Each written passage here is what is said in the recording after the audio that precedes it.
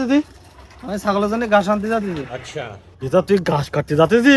High তা তোর তো আমি এই 2-3 দিন ধরে খোঁজ করতেছি। কে তুই আমার খোঁজ করতে কে?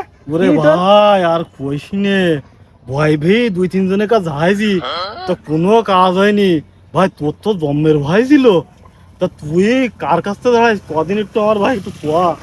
হ্যাঁ আমার আম ঝাড়ানি লাগে না। আচ্ছা এ কি দেইছি কে মাদুলি?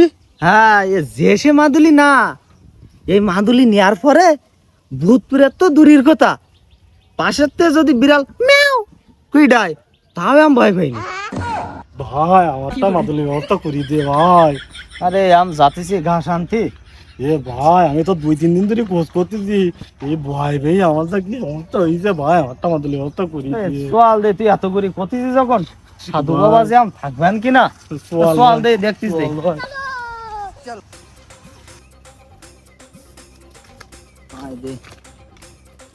জানি তুই কোনে নিয়ে আস, খালি গাছ গাছলা দেখতে পাচ্ছি তো বাবা কই? ঠান্ডা থাক, বাবার ডাকতি রে তো ডাক দে। ঠিক আছে বাবা, বাবা দেখা দাও। বাবা তুমি আইসাও? কি বর্ষ তুই আবার আমার এখানে, কি সমস্যা তোর?